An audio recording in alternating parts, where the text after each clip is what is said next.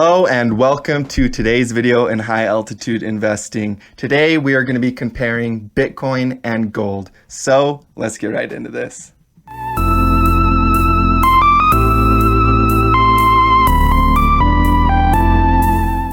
Thank you guys so much for tuning in today's episode. I appreciate you guys checking out this one because I'm really excited about the comparison that I'm sharing with you today. First, we're going to be looking at the trend establishment, kind of how gold and Bitcoin are similar in the way that this trend is forming. And then we're going to be looking at some alternative kind of counts that Bitcoin could potentially do, and my overall kind of perspective on what's happening with Bitcoin in the bigger picture. So this is a really useful Bitcoin update for anybody that has been waiting for some more information on Bitcoin. Really, this is the comparison between gold and Bitcoin. Gold on the top here, this is gold setting up its bottom formation. It did an Adam and Eve between about 2000 and 2002. And then it went up about 304% on the upside and rejected about 34%. So from this red spot to this green spot, there was little corrections, but the real correction happened at this green area, which was a 34% drop. And then gold continued to rally on the upside.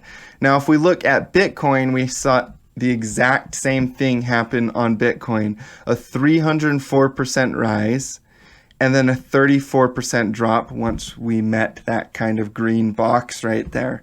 And so the percentages and the fractal is exactly the same. They both did Adam and Eve bottom patterns right here in the red area. And we're seeing a very similar trend establishment. So that's why I'm comparing these two, is because it's useful to. You can see similarities, so they're likely to rhyme with each other and behave in similar fashions.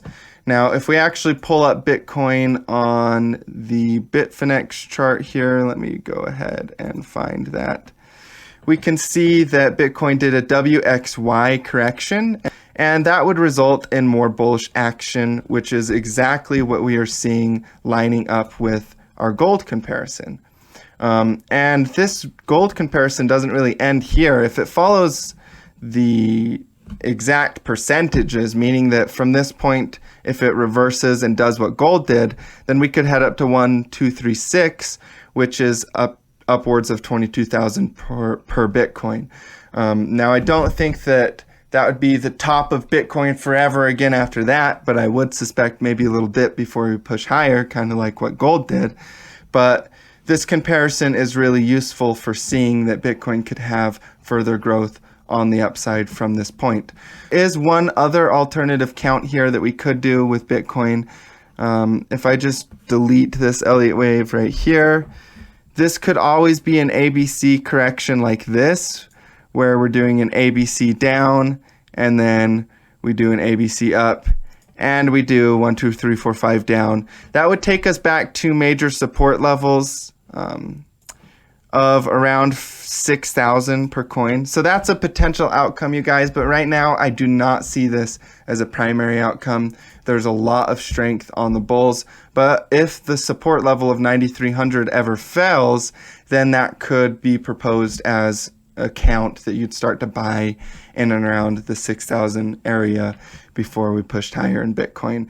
And the same thing goes for Litecoin, you guys. Litecoin is in a great buy zone right now, but if for some reason that support level that is established at around $80 fails, we could see a C wave back down a little bit further here into the $50 range before pushing higher. But right now my primary is that we had an ABC correction and we are primed for higher movement already. So that's kind of my update as far as the fractal comparison goes with Bitcoin versus gold. I am buying this dip, especially as we started to reach this level. I posted some updates in the Discord group about buying near that level with Bitcoin when we started to bounce in this area right here. And I've posted some projections of places that it will go in the future there as well. But you guys, I am bullish currently on Bitcoin. That could change, but right now the chart is showing that the strength is still clearly in the bulls. This has been an exciting rally, and every single time that Bitcoin has started to even dip or show a rejection at all, everybody thought it was over in the end of it. But you guys, check out the 4-day candlesticks here. On the 4-day candlestick, we have a nice bullish wick, and this is typical of a bullish reversal candlestick pattern once you start to get that green candlestick right after a huge bullish wick like that. And then if we go even into the 8-day candlesticks, we'll see another huge wick like that and a bullish candle forming. And on the bigger picture, zooming out like this and pulling Bitcoin down, you really see that, past a new all-time high at this point isn't even that much movement. Like, even if we did, like I said, dipped to like 6,000 and then went up to new all-time high, there's not that much like room left to new all-time highs. And once we're in price discovery mode, once we're above that new all-time high, the sky is the limit, you guys. There's no resistance. It's price discovery. So this is why I'm so bullish on Bitcoin, why I'm like, buy the dips. Yeah, if it dips down to 6,000, cool. Will it? Probably not. Like these trends, once they get highly established, they start to get momentum behind them. People start FOMOing. Everybody tries to short the whole way up, all the noobs. And it just causes mania. And that's what creates these moves that just keep going up, shake people out on a little dip, but just keep rallying.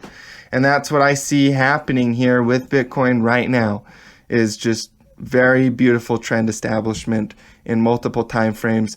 The big picture is looking primed for price discovery. The shorter time frames are very nice, buying the dip in comparison to a gold fractal. And even if we dip a little bit more, we can get more cheap Bitcoin.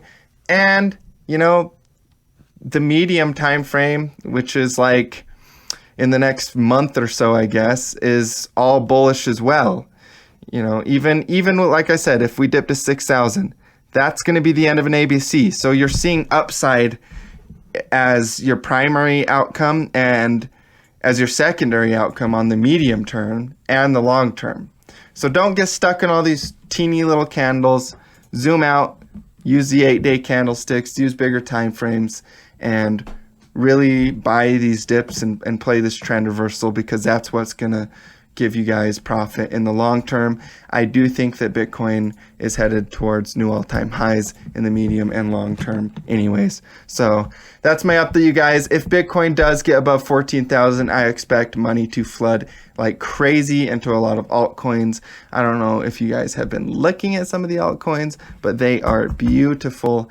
And if you know very much about market cycles and then you start to look at some of these altcoins, you just go insane. You're like, oh my gosh, look at this, as they just establish these really, really perfect growth lines. That's not too steep. That's not parabolic yet.